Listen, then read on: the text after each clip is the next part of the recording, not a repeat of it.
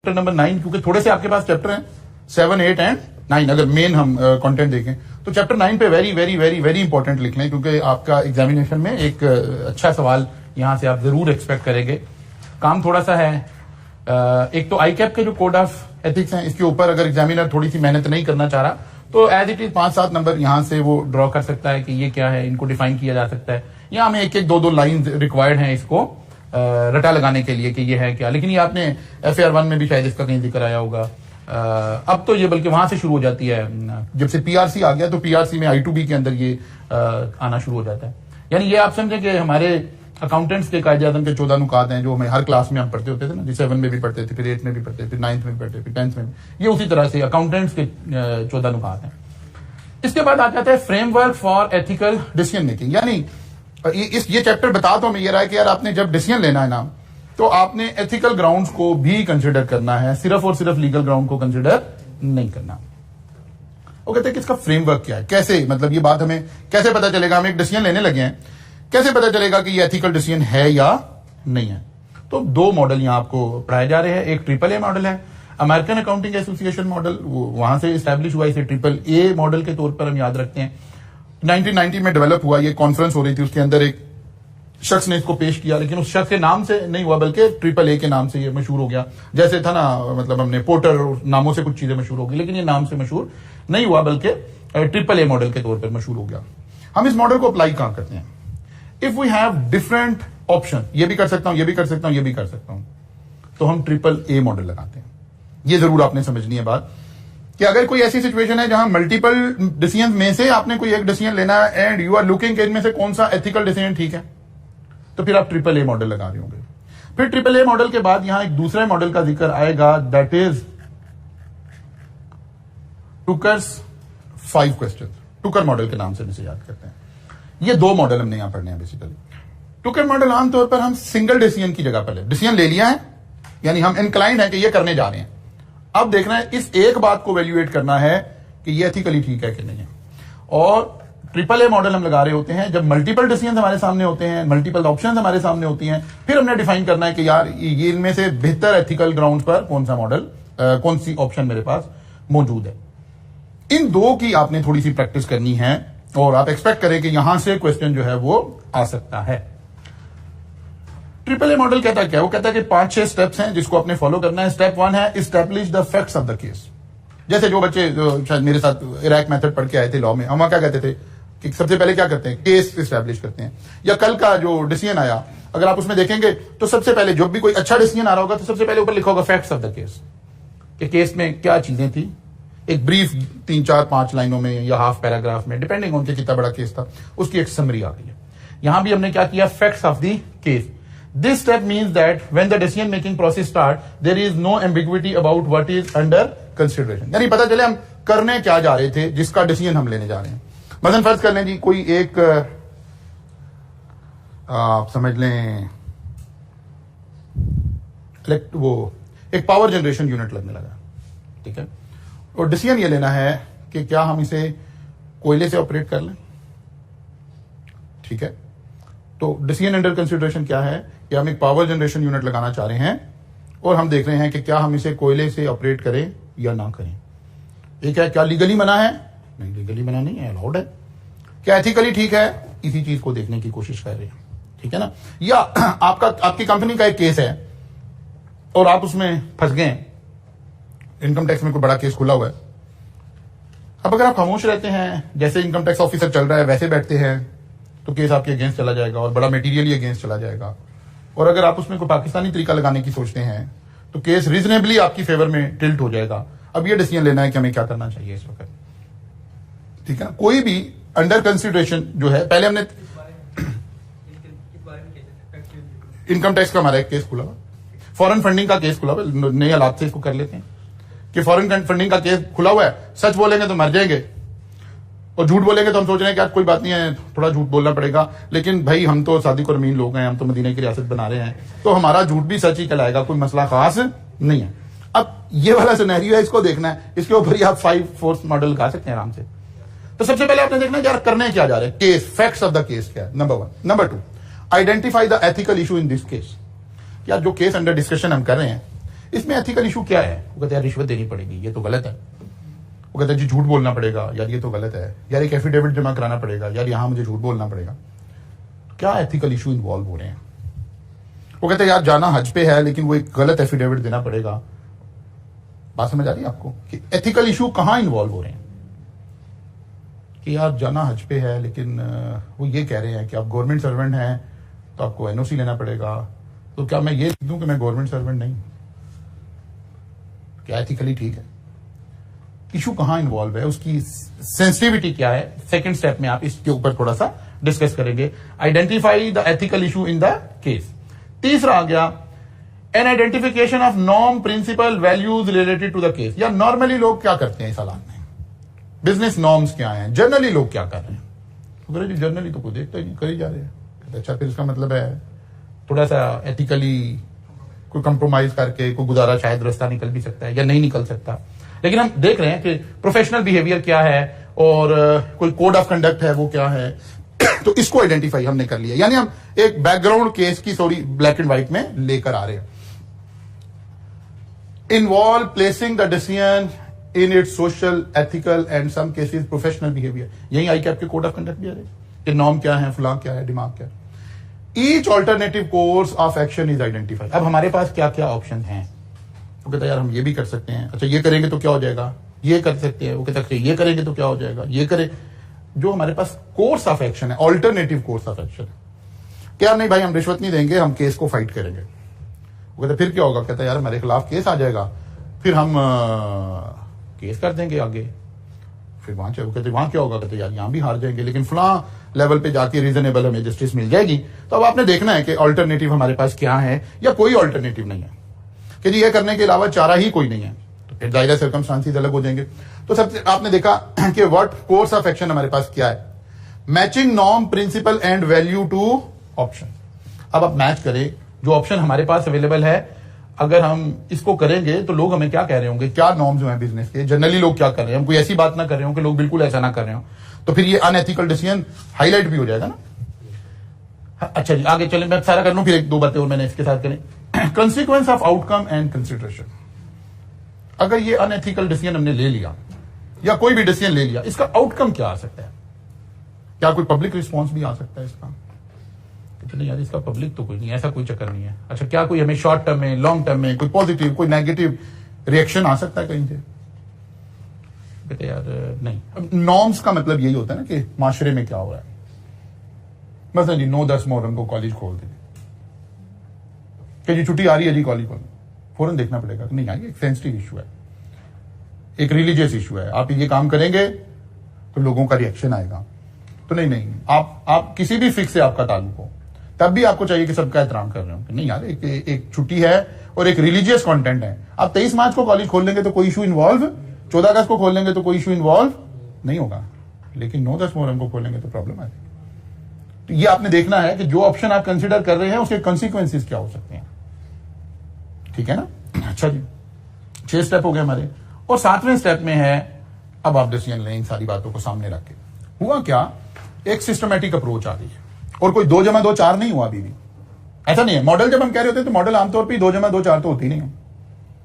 तो कह रहे भाई ये बातें देख लो। जैसे आप किसी के पास ना सीए करने के लिए मशवरा लेने चले जाते हैं और कहते हैं मैंने सीए करना है, बताया मुझे करना चाहिए कि नहीं करना चाहिए। तो उसके पास कोई ऐसा आला नहीं है कि वो निकाले वो जाए अंदर से, जैसे ब्लड प्रेशर मेजर करने की कोई डिवाइस है, शुगर मेजर करने की डिवाइस है, तो कोई ऐसी ही होगी मेजर।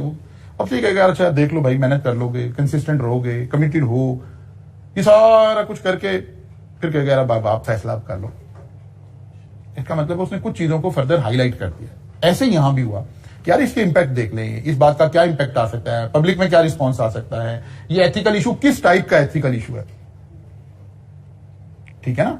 इंपैक्ट क्या आ सकता है आपके ऊपर, उसको सारे को देखें, नॉर्म भी देखें, वहां सोशली लोग कैसे बिहेव करते हैं इस चीज के ऊपर।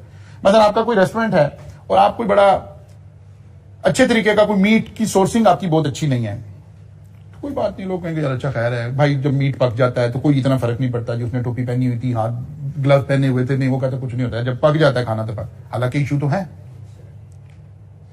स्टैंडर्ड तो कुछ और कह रहे हैं। ठीक है ना। जब थोड़ा सा हमारे यहाँ पाकिस्तान स्टैंडर्ड और ये पंजाब फूड अथॉरिटी थोड़ा सा आ जाती है तो आप देखते हैं कि उन्होंने ग्लव्स भी पहने होते हैं, कैप भी पहनी होती है, कि वो एक स्टैंडर्ड है फूड में काम करने के लिए। फूड के कैरियर के तमाम लोगों के लिए जरूरी है कि वो मेजर जो क्रिटिकल डिजीजेज है उनमें वो कोई बंदा हाइपेटाइटिस का मुब्तला ना हो, कोई ये ना हो, कोई HIV पॉजिटिव ना हो, ये सारी टेस्टिंग रिक्वायर्ड है वहां पे। लेकिन क्या इतनी अवेयरनेस माशरे में है? नहीं है। अनएथिकल जरूर है। इम्पैक्ट क्या इम्पैक्ट आएगा, कंसिक्वेंस ऑफ द आउटकम, वो कहता है यार कोई नहीं, लोग ऐसे ही कहते हैं, कुछ नहीं होता। तो मतलब आपको पता चला यार कल फलां वाले जगह पर रेस्टोरेंट पर छापा मारा है, वहां एम्प्लॉइज के मेडिकल सर्टिफिकेट्स अवेलेबल नहीं थे, तो आप कहेंगे चल नहीं थे, चलो खैर नहीं थे तो क्या हो गया, कंसिक्वेंस कोई बड़ा वाइटल नहीं आ रहा। लेकिन पता चले यार नहीं, वहां जो ऑयल यूज हो रहा था उसकी सोर्सिंग पिग है, बड़ा हैवी कंसिक्वेंस आ सकता है। तो आपने देखना है कि कंसिक्वेंस क्या होगा, आउटकम जो हमने लिया उसका इंपैक्ट कितना आ सकता है, ये कितना टची मैटर है माशरे में।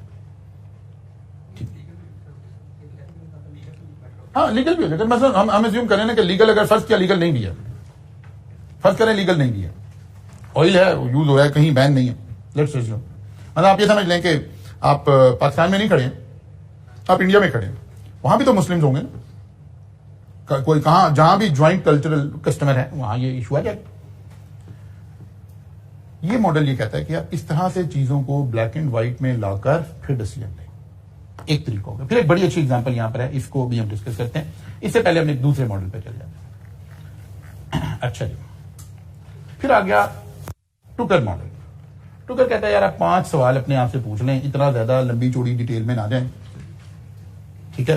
5 सवाल पूछें, सबसे पहले डिसीजन लेना है तो सबसे पहला तो है पूछें क्या ये प्रॉफिटेबल है, ये काम करना कॉस्ट बेनिफिट एनालिसिस पे पूरा उतरता है।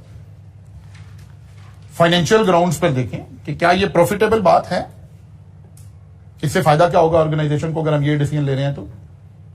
अच्छा जी, यस प्रॉफिटेबल है, इसका मतलब है करना चाहिए। बिजनेस सेंस ने तो जवाब दे दिया कि जी करना चाहिए क्योंकि प्रॉफिटेबल है। इज इट लीगल, क्या लीगली अलाउड है, तो कहते हैं बिल्कुल लीगली, कोई पाबंदी नहीं है मेरे ऊपर, ओके, इसका मतलब फिर करना चाहिए। इज इट फेयर, फेयर का क्या मतलब है, सोशल वैल्यूज के लोग कैसे बिहेव करेंगे, सोशल वैल्यूज क्या है, नॉर्म्स क्या है, वहां लोग बाकी क्या कर रहे हैं, लोग आपसे एक्सपेक्ट क्या कर रहे हैं। इज इट राइट, राइट का क्या मतलब है, उससे पूछना है, एथिकली देखना है, नॉर्म्स देखने हैं, रूल्स देखने हैं, वैल्यूज देखनी है। Is it sustainable development. अब यहां कोर्स में इन्होंने जाती की, वैसे मेरे ख्याल है उसके अंदर आपको शायद पढ़ाया गया है, FAR 2 में सस्टेनेबिलिटी रिपोर्टिंग आ रही कि नहीं आ रही है, यार सस्टेनेबिलिटी रिपोर्टिंग नहीं आई, कॉस्ट में भी नहीं आई थी, कई लफज सस्टेनेबिलिटी से पहले नहीं हमने पढ़ा, नहीं पढ़ा मैं, वो तो मैंने क्लासेस में बोला ना, वहीं सुना, ठीक है ना। तो इज इट सस्टेनेबल, अब इसके नीचे अंडरलाइन करें, sustainable mean is it environment friendly. Environment का नया नाम कॉर्पोरेट वर्ड में इस वक्त क्या यूज हो रहा है, सस्टेनेबल। तो एक पूरी रिपोर्टिंग होती है अब, सस्टेनेबिलिटी रिपोर्टिंग, कि क्या इसके ऊपर जो सस्टेनेबिलिटी के वैल्यूज हैं, एनवायरमेंटल वैल्यूज हैं, क्या वो तो नहीं हम कहीं डैमेज कर रहे। अब एथिक्स इतने इंपॉर्टेंट हैं, एथिक्स इतने इंपॉर्टेंट हैं, जिन जहां वैल्यूज चल रही हैं, तो मसलन आप जो अच्छी कंपनीज हैं, आप दुबई में चले जाएं, सऊदी अरब में चले, मतलब दुनिया भर में कहीं चले जाएं, हर क्वार्टर में वो आपसे एथिकल क्वेश्चन, एक मतलब सॉफ्टवेयर बने हुए हैं, वो आपसे सवाल पूछेंगे, 15 सवाल पूछेंगे सिनेरियो बना बना के, कि ये हुआ, ऐसे हुआ, बताइए आप क्या करोगे, यहां है ऐसे हो रहा है, बताइए क्या करेंगे।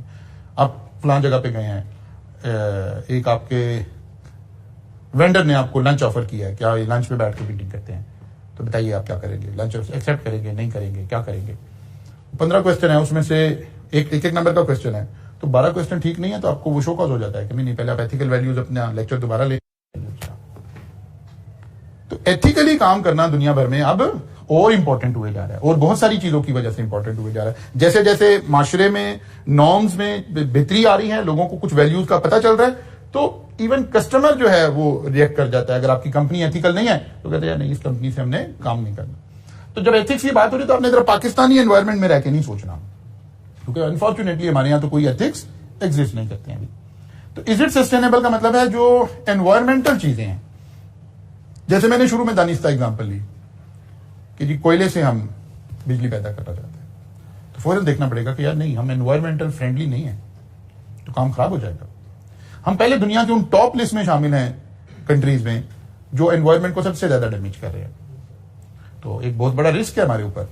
फिर एनवायरमेंट से मुराद अब सिर्फ धुआं नहीं है, अब सिर्फ ये नहीं है, बल्कि एनवायरमेंट का मीनिंग अब बहुत ज्यादा आगे चला गया है।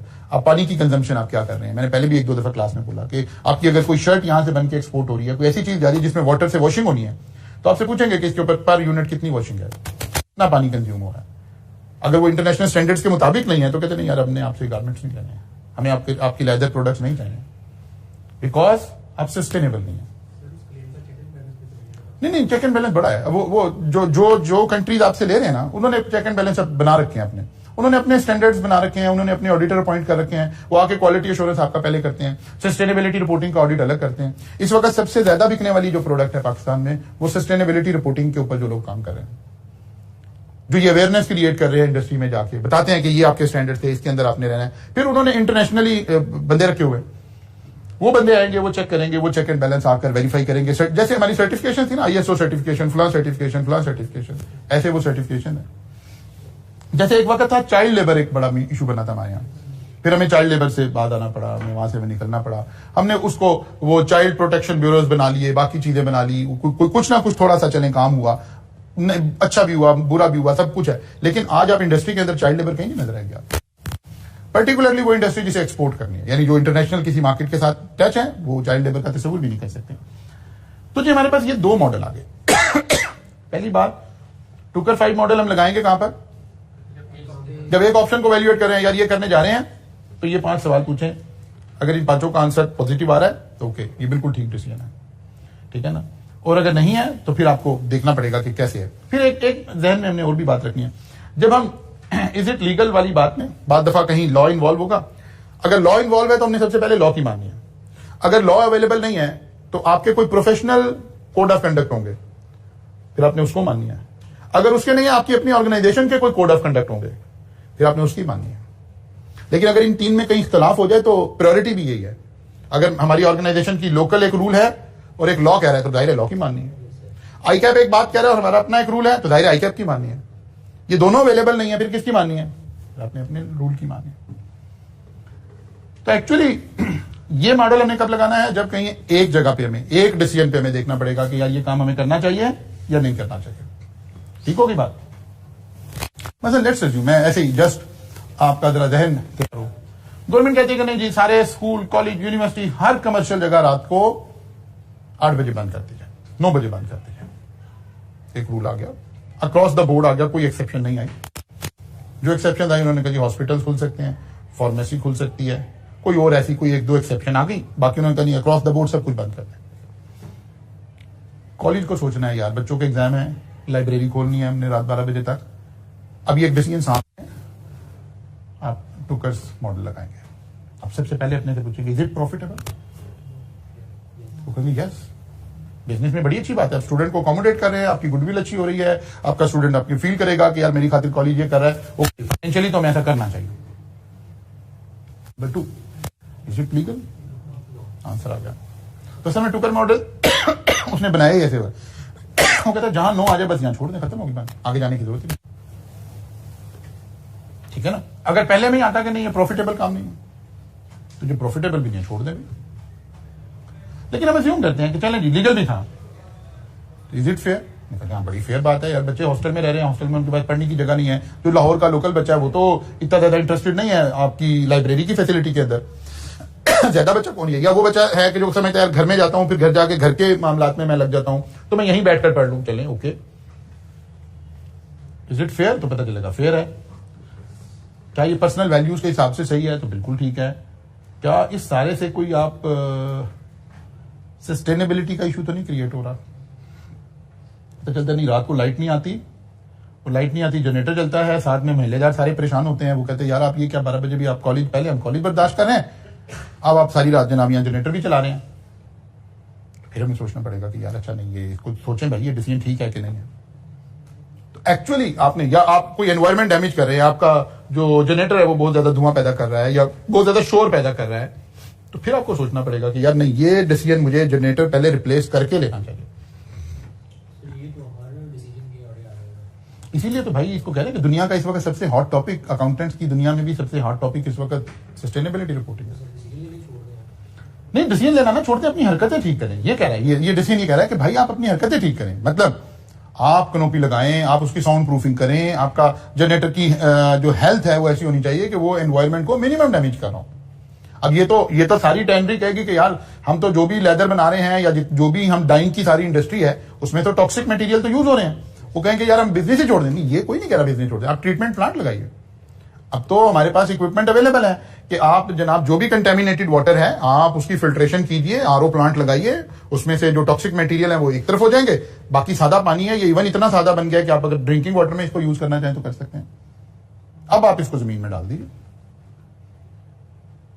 फिर ये स्टैंडर्ड भी अवेलेबल है कि पानी की कंजम्पशन है, पानी इस्तेमाल हो रहा है, पानी की ट्रीटमेंट करें, फिर दोबारा बोर करें, इस पानी को वापस समुद्र में डाल दें, नीचे बिलो बेल्ट में भेजें उसे पानी को। एक्चुअली ये मेथड हमें ये कह रहा है कि आपने ये सोचना है कि जो कलेक्टिव रिसोर्सेज हैं दुनिया के, हमने उसको बड़े तरीके से इस्तेमाल करना है।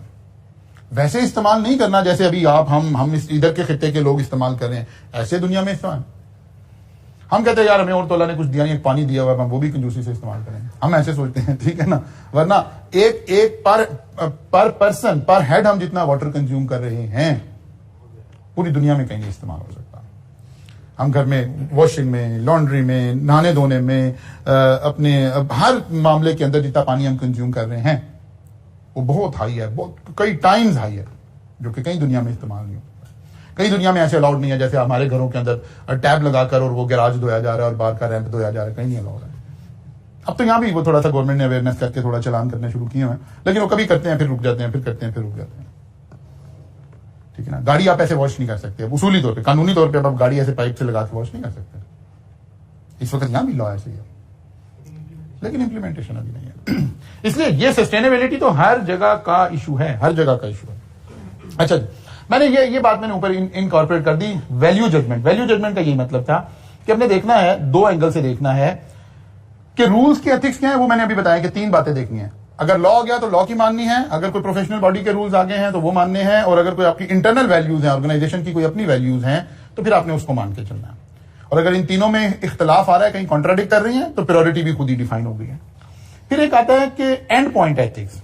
ये कभी आपने टेक्स्ट में भी ये लफ्ज पढ़ा था, यूटिलिटेरियनिज्म, क्या लफ्ज है ये, ठीक है ना। अच्छा जी, इसको ये क्या कहते हैं, ये कहते हैं आपने ये भी असल में दो थ्योरीज हैं।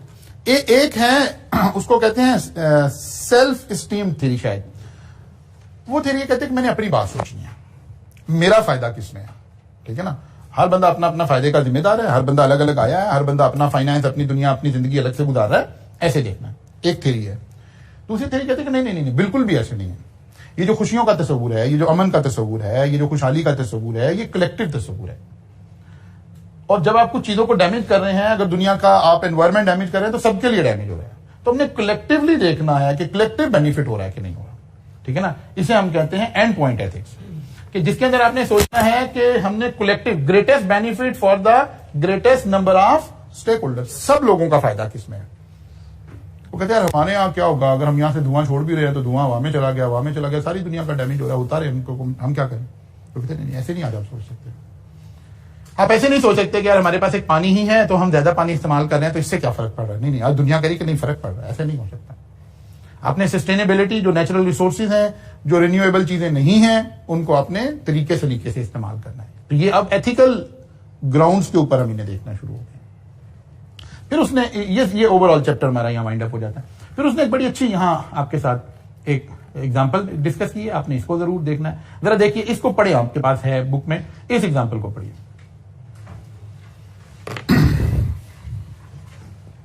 रीड आउट कर ले आप जरा के।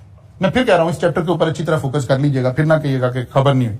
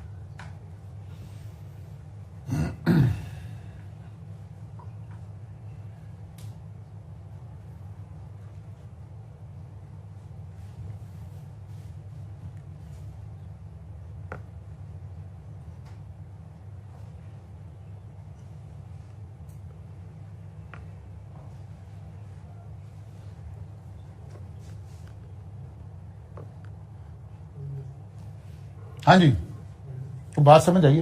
पहली बात तो ये समझने की जरूरत है कि जब इस तरह मॉडल आए और एग्जामिनर कह दे कि इसके ऊपर AAA लगाएं तो AAA लगा रहे होंगे, एग्जामिनर कह दे कि टुकर मॉडल लगाएं तो टुकर मॉडल लगा रहे होंगे। ऑब्वियस सी बात है।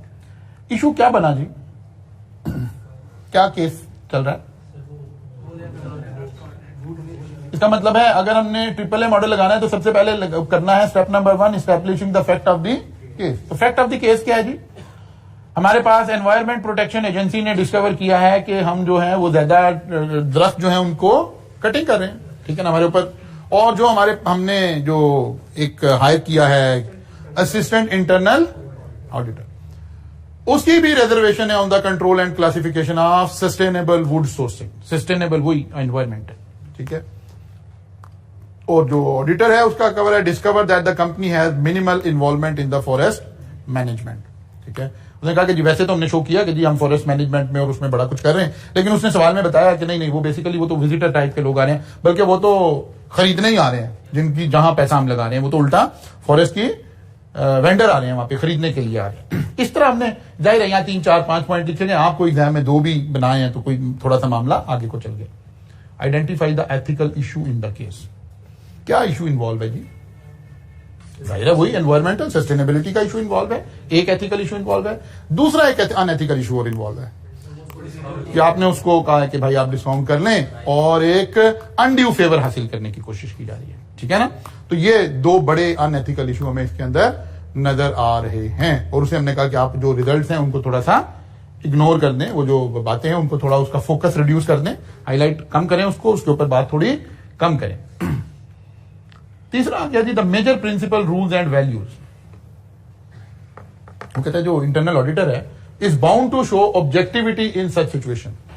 हमने कल भी पढ़ा था हमारे प्रोफेशनल के एथिक्स क्या कहते हैं, हमने अनड्यू बायस क्रिएट नहीं करना, ये अनड्यू बायस क्रिएट करवाने की कोशिश की जा रही है। CF of the company is bound to integrity and professional behaviour. उसे चाहिए कि अपनी इंटेग्रिटी को मेंटेन रखे और प्रोफेशनल बिहेवियर शो करे। मींस जो चीज हाईलाइट हो रही है उसको हाईलाइट होने दिया जाए, उसको टेम्परिंग ना की जाए, ठीक है ना। और तीसरी बात क्या है, senior management is required to present a true and fair view. ये भी हमारी प्रोफेशनल रिक्वायरमेंट्स हैं। तो ये 3 तरह के अनएथिकल जो मसाइल हैं, जो रूल्स हैं, वैल्यूज हैं, वो अंडर डिस्कशन आ रही हैं। Alternate course of action. तो कहते हैं अल्टरनेट कोर्स ऑफ एक्शन क्या है? इंटरनल ऑडिटर जो है can accept the undue favour and take no action on the finding. एक तो यह है कि अगर वो हमारी ये बात मान ले और अनड्यू फेवर ले ले, यानी वो अनएथिकल हो जाए, एक ऑप्शन हमारे पास ये है, can accept the undue favour and disclose the finding in his report. कहता है कि जरा दबंग किस्म का काम हो तो वो कहे आपसे पैसे भी ले ले और फिर भी डिस्क्लोज कर दे, ठीक है ना। दूसरा उसने पॉइंट ये बनाया, I can refuse the undue favour and take no action on the finding. तो कहता वो नहीं, वो अपना पर्सनल एथिक मेंटेन करे और जो कलेक्टिव एथिक है उसके ऊपर सेक्रीफाइस कर ले। और ये समझे कि यार मैंने पैसे तो नहीं लिए ना, नहीं पैसे नहीं लिए, एक इशू था, आपने नो एक्शन, ये दूसरा अनएथिकल इशू था। Can refuse the undue favour and disclose the finding in his or her report. ये होना तो ये चाहिए था। तो ये इसका मतलब है ये कुछ हो सकता है। ऑल्टरनेटिवली ये 3-4 वो व्हाट इफ एनालिसिस बनते हैं, ये हो गया तो ये भी हो सकता है, ये भी हो सकता है, ये भी हो सकता है, ये भी हो सकता है। Matching norm principle and various values to option. जो ऊपर ऑप्शन दिए हमने, कितने ऑप्शन दिए हमने? 4। अब उन 4 को हमने अपनी प्रोफेशनल वैल्यूज नॉर्म्स के साथ कहीं अटैच करके देखना है कि क्या होना है। Acquiring the undue favour is accepting inducement that is with an intent to influence.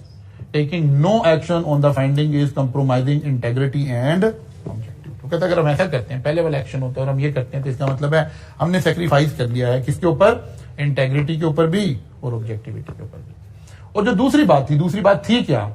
I can accept the undue favour and disclose the finding. तो क्या होगा? Accepting the undue favour is accepting inducement that is with an intent of influence. Reporting the finding is in line with the principle of integrity. उसने कहा जी एक काम उसने ठीक कर दिया है, इंटरनल ऑडिटर ने अपनी इंटेग्रिटी एंड ऑब्जेक्टिविटी का प्रिंसिपल अपनी जात से जो आगे ट्रांसफर होना था वो तो कर दिया है, लेकिन वो जो उसने एक्सेप्ट कर लिया है ऑब्वियसली वो वाला एरिया गलत हो गया। फिर तीसरी बात थी can refuse the undue favour and take no action. Refusing the undue favour is referring inducement that is within intent to influence, but taking no action on the finding is compromising integrity and objectivity. अब इसका एक हिस्सा इधर वाला ठीक हुआ है तो अगले वाला खराब हो गया। तो ऐसे ये हमें कह रहे थे कि आपने जो ऊपर एक्शन बताए हैं उनके नॉर्म्स को डिस्कस करें। फिर एनालिसिस ऑफ द कंसिक्वेंस, अब अगर इनमें से ऊपर वाले जो काम हुए हैं इनका थोड़ा थोड़ा एनालिसिस कर दें कि यार अगर पब्लिक को पता चल जाएगा तो क्या होगा, नहीं पता चलेगा तो क्या होगा। एक्वायरिंग द अनड्यू फेवर में damage the reputation of internal auditor. सबसे पहले तो पता चलेगा इसने रिश्वत ले लिया, इसने अनड्यू फेवर ले लिया, तो सबसे पहले तो उस प्रोफेशनल की अपनी रेपुटेशन एट स्टेक आएगी। Taking no action on finding may support environmental damage that company is causing but may save AI from any career threat. It will also maintain the chain of the company as being responsible organization. वो कहता है अगर उसने undue favor ले ली और disclose नहीं किया तो बजाहिर कंपनी की तो रेपो बच जाएगी, लेकिन इसकी अपनी जो रेपो है अगर ये पता चल गया कि इसने undue favor ले लिया तो इसकी अपनी रेपो खराब हो जाएगी। ऐसे हम ऑल्टरनेटिव देखते देखते देखते फिर हमने डिसीजन लेना है कि हमें क्या करना चाहिए। ठीक है, ये जरा समझाने के लिए आई कि आपने जब अपनी एग्जांपल बनाई होती है ना उसका मकसद होता है कि ताकि सारी ही चीजें आ जाएं। जब आपको एग्जाम में सवाल आ रहा होगा तो वो जरा दरमियाने साइज का आ रहा होगा। अच्छा जी, डिसीजन क्या लिया? From the above analysis internal auditor will be able to balance the consequence against primary principle and value by selecting the best fit alternative. Decision कुछ नहीं दिया आपने, उसे चाहिए उसे देखना चाहिए बेस्ट फिट, लेकिन जब हम दे रहे होंगे तो हम कौन सा डिसीजन दे रहे होंगे? लास्ट वाला।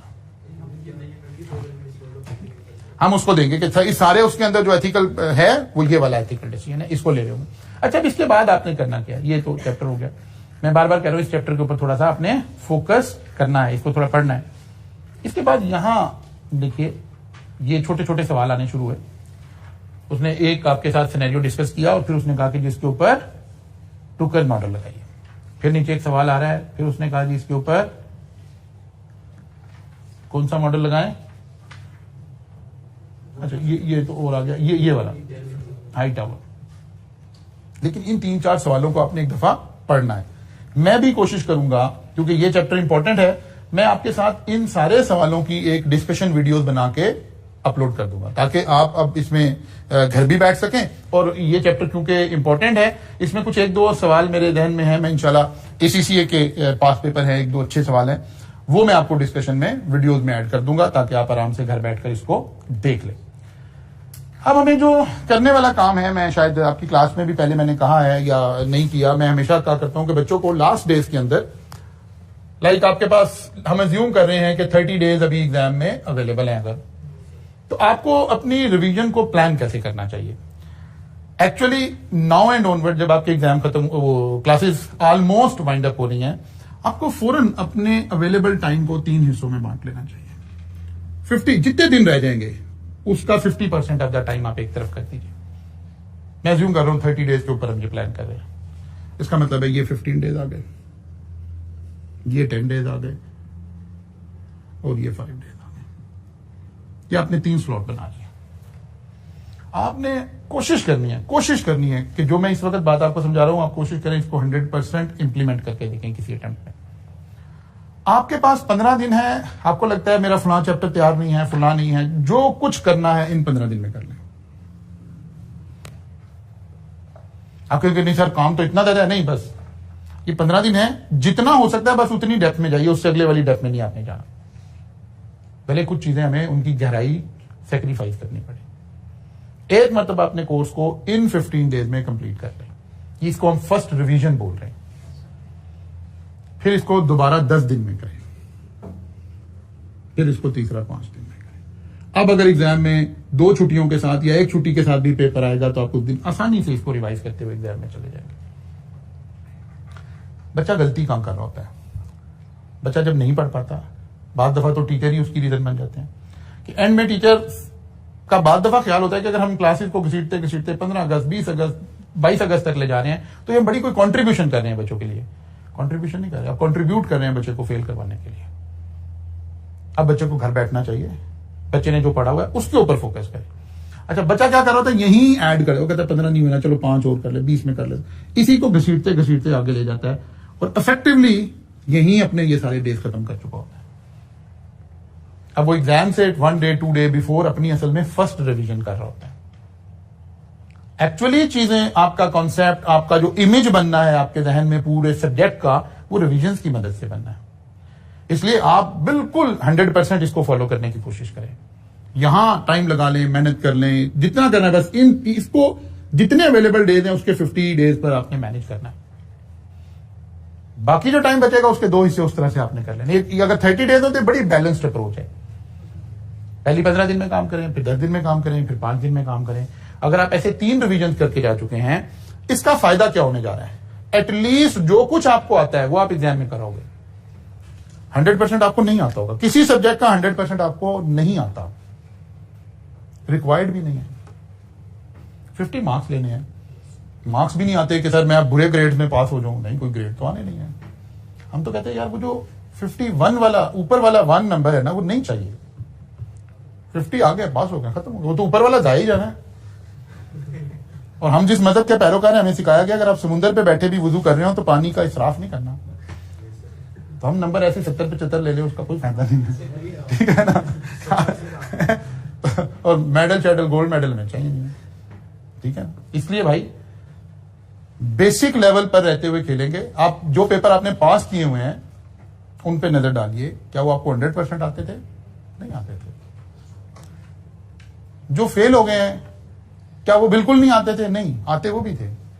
जब आप पास हो गए और खुदा ना खास्ता आपके साथ वाला दोस्त ही फेल हो रहा था और आप इकट्ठे पढ़ रहे थे, तो भी कोई खास फर्क नहीं था। इसका मतलब है जो बच्चा बेसिक के ऊपर खेल गया उन 3 घंटों में, आधा पेपर गलत करके आ गया, तब भी उसके चांस है कि वो पास हो जाएगा। 50% पास रेट का ये मतलब है। इसलिए तहकीक करने की तरफ ना दौड़ें। पेपर को जब आप देखेंगे, कोई भी पेपर उठाकर देखेंगे, आपको जो सबसे कोई मुश्किल पेपर लग रहा हो जिंदगी में, आप उसको भी पास 2-3 अटेम्प्ट के पेपर उठाकर देखें। चले ये MFA तो जरा पेपर ही एक हुआ है ना अभी, लेकिन लाइक FAR2 आप दे रहे हो, आप सी लॉ दे रहे हो, आप ऑडिट दे रहे हो, उसके कोई पिछले 3-4 पेपर उठा के देख लें 3-4 अटेम्प्ट से, क्या एग्जामिनर अबव एवरेज चीजें पूछ रहा है? तो पता चलेगा नहीं पूछ रहा, मीडियम लेवल। हाँ, 100 नंबर में से हो सकता है 5 नंबर आप उसे और रैशनलाइज कर ले, 10 नंबर, 10% पेपर अबव एवरेज वाला हो, बस 90% बिलो एवरेज पे आप मार खा रहे हैं। अब कोई पेपर, मेरा चैलेंज है, कोई पेपर उठा लें, मेरे साथ ले आए, आकर डिस्कस कर लें, मैं आपको साबित कर दूंगा कि ये सारा बिलो एवरेज, और बिलो एवरेज में से ही 50 नंबर आ जाते हैं। इसलिए रिवीजन करें, जो पढ़ लिया है उसको रिवाइज करके उसको रिटेन करने की कोशिश करें ध्यान में, ना कि भागते रहे, इधर भाग जाए, ये कर ले, ये कर ले।